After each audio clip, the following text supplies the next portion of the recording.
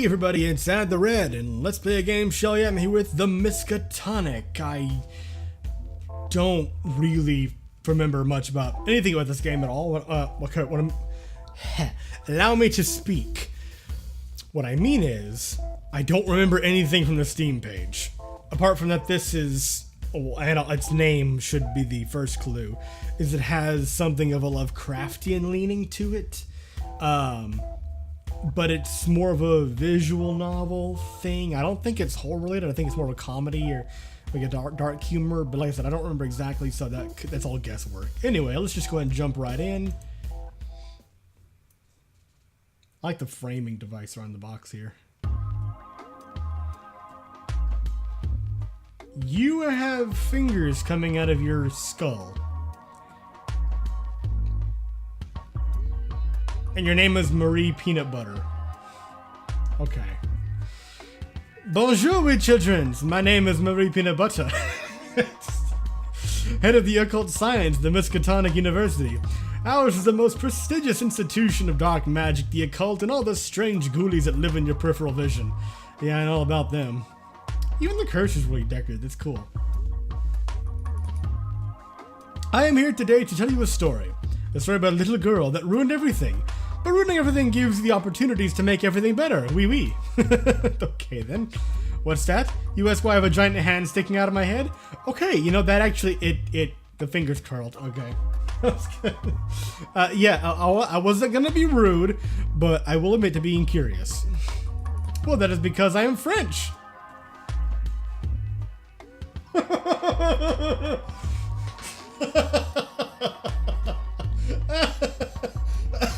Of course! It makes perfect sense! Why didn't I? Silly me. It's a thing we have, so no funny business, You'll learn about the strange things people are afflicted with throughout the story. I'm not gonna actually try and do a French accent because I can't. It would sound that you say, terrible. Yeah, I can't do it. I can't do pretty much any accent, really. After this, you'll think my head is cute. I mean, you're kind of cute. That's just... I'm not really into hand heads, okay? It's a personal thing. It's just a preference. I think against you. And adorable, as you should. Oh, hello. A map. What strange world is this? I don't recognize the geography at all. But first, let me describe to you the state of the world prior to the witch girl that ruined everything. You probably know this already, So, you're aware of the giant aliens we call gods, and the cultists that worship them? No? Then let me tell you. Okay, well, I would say yes, but then again, I don't know what exactly this game considers its mythos to be, because they could really take any spin on the Cthulhu mythos that they wanted, so. But I do like they basically said they're called giant aliens, which, yeah, that's what they are. They're giant aliens. That's... Some worship Cthulhu, the giant man-octopus dragon thing. Yeah, and the nightmarish horror being who will drive the entire world to annihilation when he wakes up from his dream state in Relia.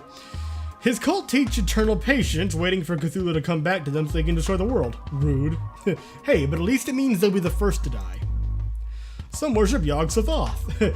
Yeah, and that's dangerous, because even if you manage to get into contact with old Yagi, he may just melt you from his appearance. Well, then again, his avatar, since he's kind of this extra-dimensional, just mindfuckery embodied, yeah.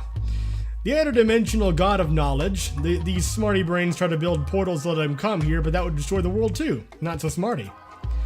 Most humans, like our witch girl, worship Shub-Niggurath, known as the All-Mother. Even cultists for their guns will pray to Shub-Niggurath at the end of their spells and rituals. She is also one of the most powerful beings in the Cthulhu mythos. That's because Shub-Niggurath is the goddess of humanity. Okay, I'm pretty sure that's... I'm almost positive that's an original bend to it. Which is fine. I guess I don't mind if they reinterpret certain things for their story. That's perfectly okay. Just as long as they don't do it in a way that I personally think is stupid. And so far, this honestly, it's not. So As the goddess of humanity, her cults preach love and compassion among everyone. Very lovely, we. I'm pretty sure that's not even remotely what she actually is in the Cthulhu mythos. She's kind of horrifying. But like a witch girl, some can be blinded by their desire for harmony. There are some that would take advantage of that naive notion that all humans are loving and good. Not so lovely. Okay, so you know of gods now, we? So let's talk a small bit about the humans of the world. Some countries have been more affected than others by the strange happenings of the universe. For example, in Canada. Yetis. Oh yeah, thousands of them. Yetis everywhere. But the Canadians are well prepared. The Canadians are well prepared to deal with Yetis. Don't worry, they're fine. Although, wouldn't Yetis be more of a, what's it, Nepal? I think that this, I don't remember exactly. Wouldn't Canada be more like Sasquatch territory, technically? I don't know. Well prepared. Yeti invasions are considered a national pastime. Bring the family, we'll shoot some Yetis, and the maple syrup, we'll drink that too. Sometimes we catch them in the maple syrup. And then once they're dead, we just light it on fire and barbecue them in that. Syrup smoked Yeti. This is what we French call an English person. Note the sharp teeth, purple blush, and a big ugly face. A couple decades ago, it was discovered that a huge percentage of the English nobility were actually cannibals, breeding humans in underground caves like livestock. Ah, that's a reference to Rats in the Wall, I think, right? I think that's that story, where the guy goes back to his ancestral manor and finds out that they've been like breeding humans like cattle below. Everyone in England went crazy when it was found out, so they're all cannibals too. Apparently the Scottish just found it hilarious. This one is also my boyfriend. It's not touching his ugly face, no, oh, okay. These little fellers are called I'm sorry. Oh my god. These little fellers are called Australians. When the Shoggoths left Antarctica, they came across a big island full of lovely, delicious humans. But these humans didn't want to be devoured, and even when half dissolved in the Shoggoth bellies, the humans would punch and kick and smash bottles inside them, making the Shoggoths very uncomfortable. Oh, poor Shoggoths. So instead of trying to eat them, the Shoggoths formed this cute little symbiotic relationship with the Australians, granting them immortality in exchange for less punching. So the little Shanes and Sheilas can happily booze and barbecue away for all eternity. Oh no, I already saw that. This is called an American. Note the silly hey. Note the silly haircut and gigantic bum, specifically. This is the American that our story revolves around, the little witch girl that ruined everything. Okay, there needs to be an anime called The Little Witch Girl That Ruined Everything. How can you tell she's a witch? Why, there are many clues. Example, the pasty skin, a symptom of spending her days asleep and her nights dancing naked in the rain with her coven to conjure strange hexes. I like that she has an internally perplexed expression on her face here. Like, what the fuck is going on? Also, the little black choker thing. It's the closest thing to uniform they get. Also, she doesn't wash. Bitch, what? Charlotte Lestrange. Are you gonna make me look like a dumbass in this story? Because it's only like 20% my fault. Our story begins with a smelly dumbass being briefed from the university's secret protocols, after just being hired as a security guard for the occult science building. But on her first assignment, she discovers that all is not as it seems at the prestigious school. Thanks, nutsack. I have a feeling I'm gonna like this game. Bob, okay. Now it's just Bob. First peanut butter, then Lestrange, and now Bob. You're gonna be some horrific monstrosity, aren't you? Your head is kind of looking a bit horrific-y monstrositous. Now, Mrs. Strange, you understand that as a security agent, your off-site assignments are to be kept in the strictest confidence, even by the members of the faculty and especially the students. Oh, that's a cute-looking outfit. I like your hair over your eye, too. You'll also understand that as a security agent, you'll be in very real danger, both from physical harm and mental corruption. Yes, no going to Pornhub at night, please. You'll understand that your body is subject to mutation at any point during your employment and residence in Arkham. Rad. Cool. Just as long as it's nothing weird. And finally, someone giggled in the fucking background. And finally, you'll understand that, as a University of Occult Science, you are obliged to assist us with research regarding your supposed magic eyes, and failure to comply will result in your immediate dismissal. Sure. Well then, Mr. Strange. Mouth man. Welcome to the Miskatonic University. Awesome. You're cute. In fact, I'm going to take a little... Or not, never mind. Oh, hello. Johnny LaGrasse. Okay. Ah, you must be the new security guard, Charlotte, right? Yep, that's me. Great, I'm Johnny, head of internal security. I'll be giving you a tour of the building you'll be patrolling, then I'll show you to your quarters. Ready to go? Sure.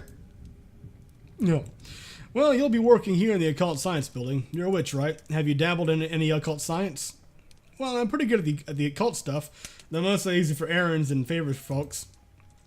Plus a few hexes, curses, blights, just to keep that witchy appearance. I think you got that kind of sassy little smug up there. You know, just to keep appearance.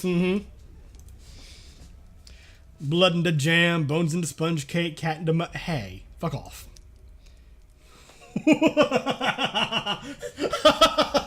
Okay, that's terrifying. Phallus in the tiny screaming vestigial face. Normal stuff. Well, we do things a little differently this way. Oh, here this way.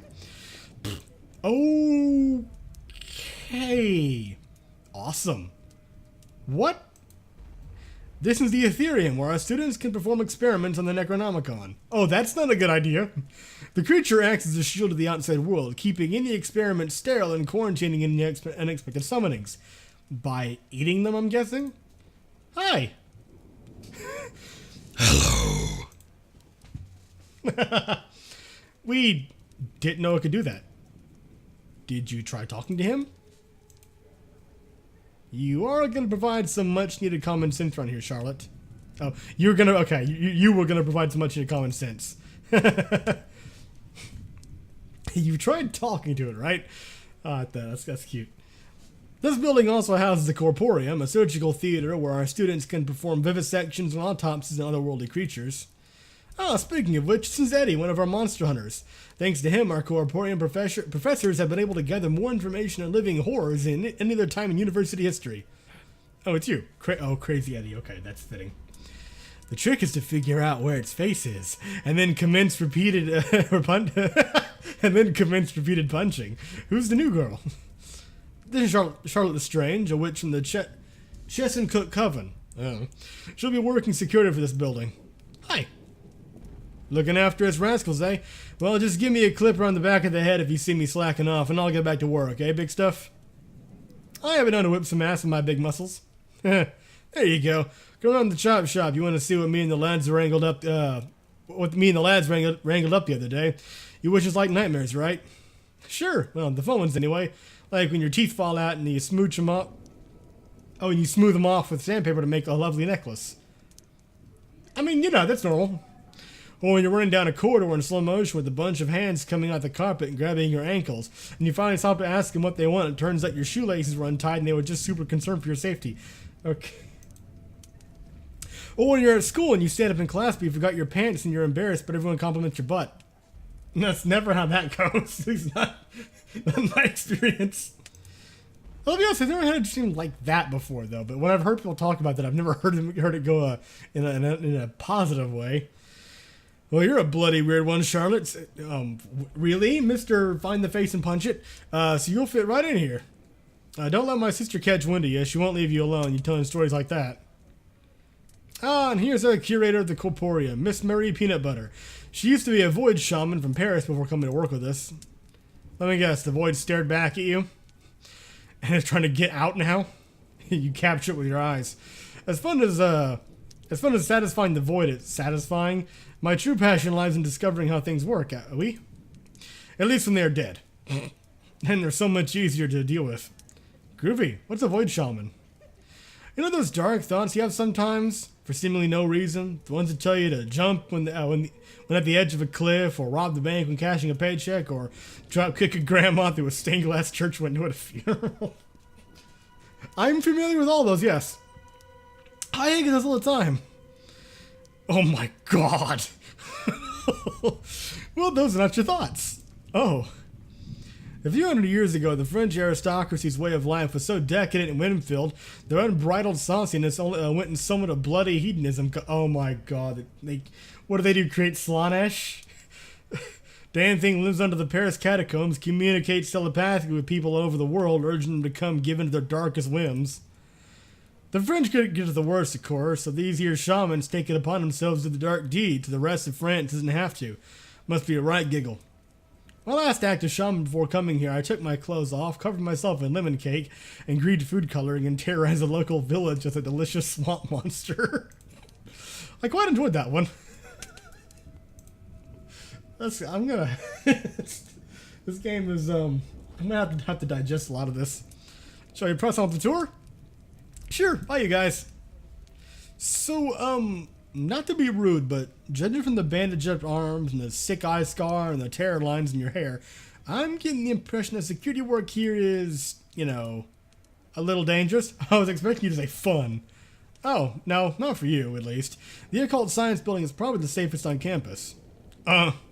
Jenny Tinnick. Because if something went wrong in this building, we'd all be too dead to notice. Don't listen to her. She's just a little jealous that the new girl gets the cushy gig while she's stuck in the math department. What happens in the math department? Terrible things. Awful things. Your brain's just... What doesn't happen in the math department? There is nothing so cold, so unforgiving, so dark as the mathematicians. The universe is not but an equation, they shriek behind their burnt hair and sludge-tinted cardigans. One that can be solved. But how do you solve the equation of a dozen screaming children being digested by a black, swirling chasm of teeth and clawing hands open at the far end of the classroom by one of their damnable equations? Damn you, young Henry. Carry that damn too.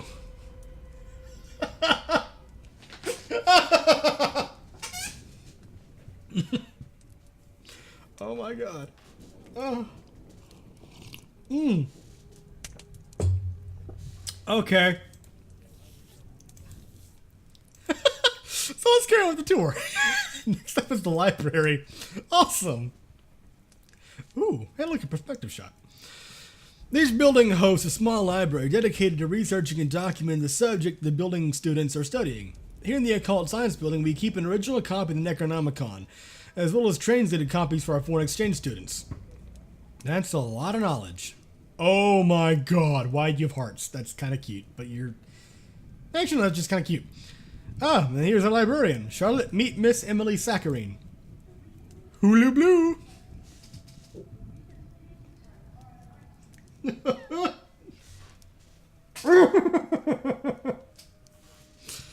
Oh no. Hi, I love your mask. I didn't know you guys had a Shoggoth here, and a tame one too.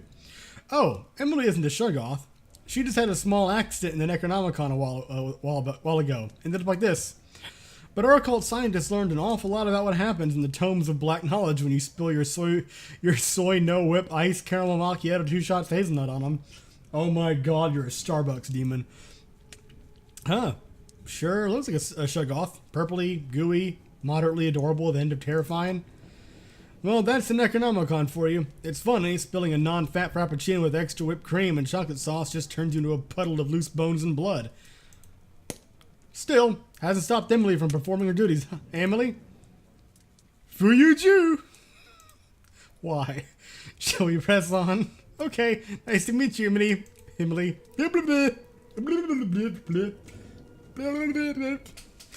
Charlotte, this is Lizzie of Dunwich. Of course, young Sothoth too, that makes sense. This is Lizzie of Dunwich, our young Sothoth consultant. She's taught us quite a lot about the outer dimension during her time here. Lizzie, Charlotte's new security witch. I don't know if you're creepy or cute. Are you the sort of witch that does the naked in the rain, or the sort of witch who does the lucky charms and the big hats? Okay. The rain kind. Can I have a sample of that? I would like to see a visual lesson. I don't quite understand the notion. Just wondering. You can get back to me on that later.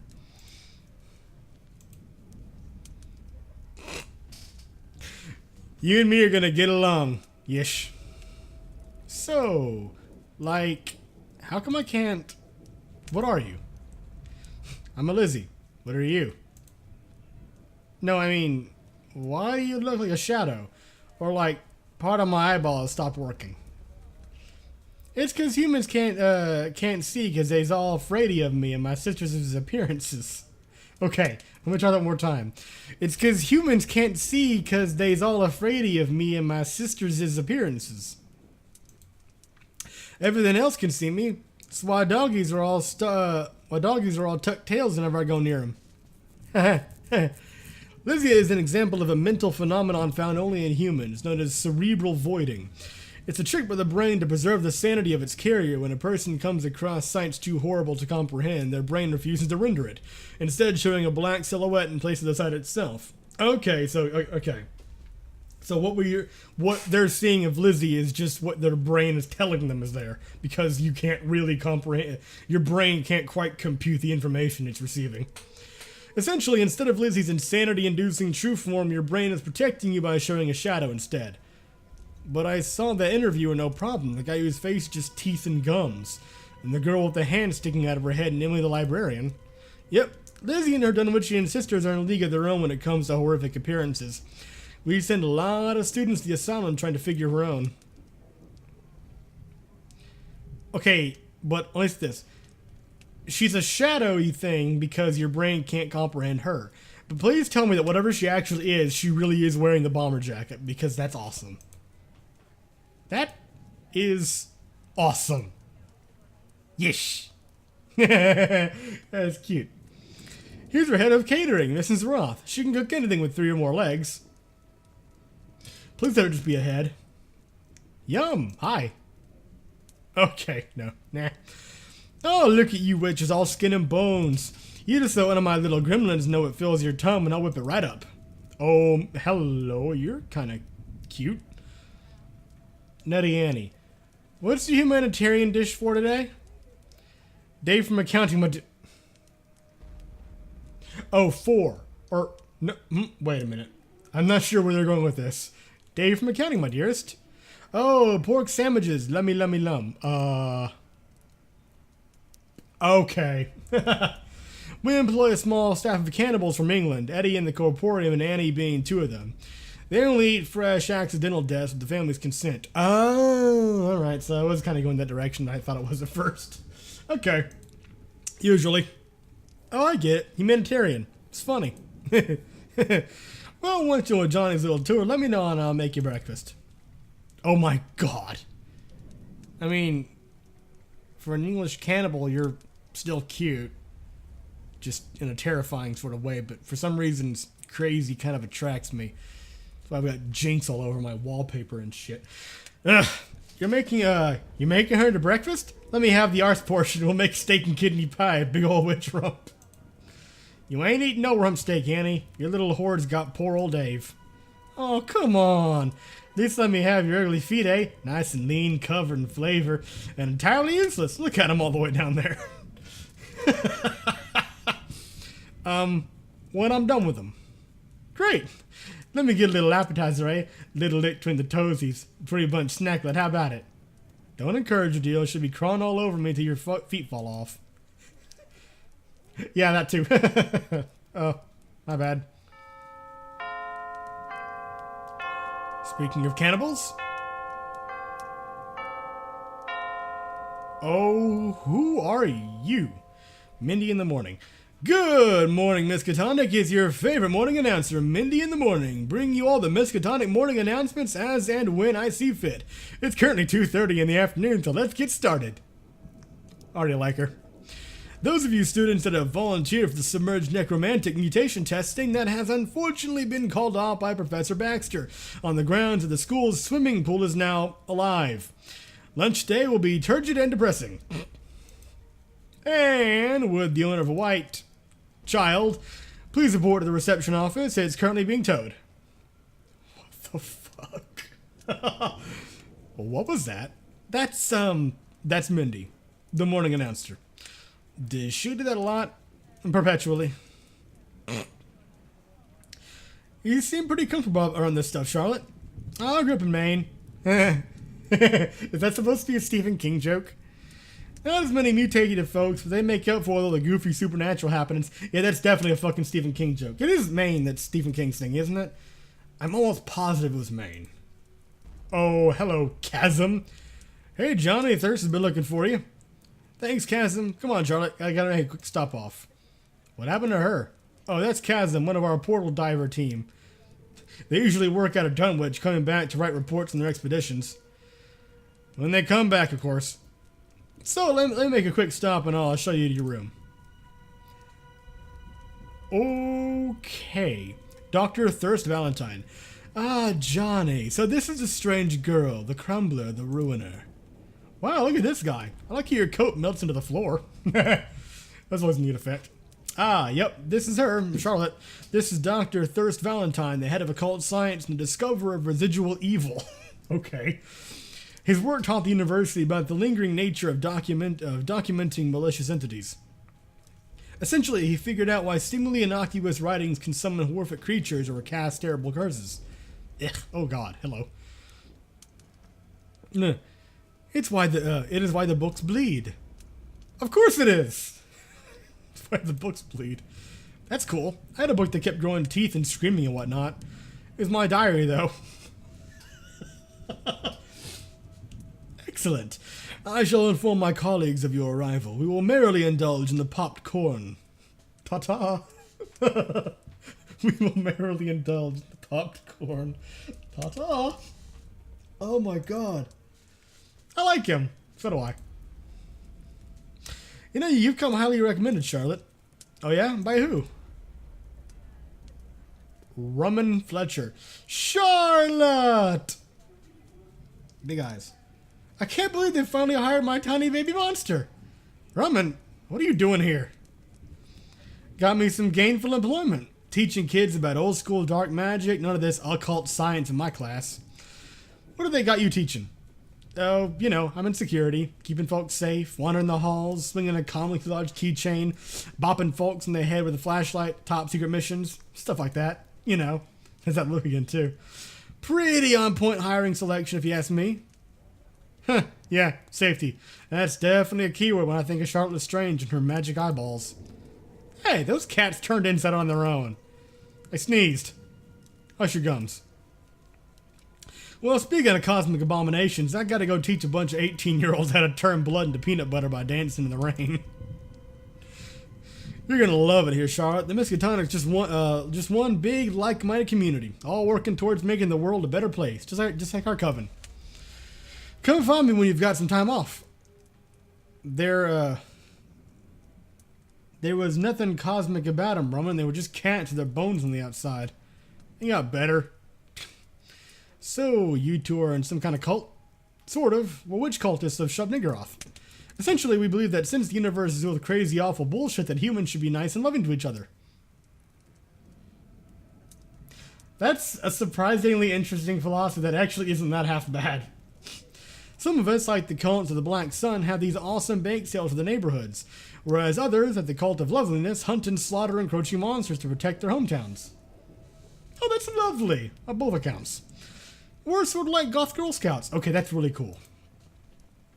What about you witches? We take all our clothes off and dance in the rain. Typical witchy stuff. But we use black magic to do nice things for the townsfolk. Body snatching, breach, birth babies to make them crawl out of their mom. Summoning fixer pixies when a guy's leg falls off. Using transmutation circles as portals for when the trash collectors want a week off. Stuff like that. Wait a minute.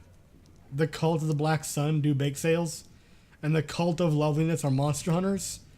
What, does the cult of kill, murder, death plant gardens or something? Oh, you mean the cult of feed and retribution? No, those guys deliver meals to old ladies. And what was that about magic eyes? Oh, don't worry about that. I just did this.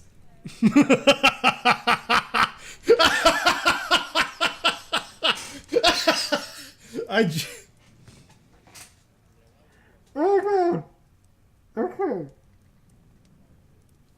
Okay. And sometimes weird stuff happens to people's minds. I didn't click, by the way. That was an automatic transition. And sometimes weird stuff happens in people's minds. Usually they forget something or get an eye twitch. As long as I don't use on little animals, it's pretty harmless. Okay, so let's keep going. Right, nothing on this episode here. Thank you very much for watching. I hope you enjoyed. This has been a treat so far. This is fun. I like it. This is my kind of sense of humor. Oh, this is going to be good.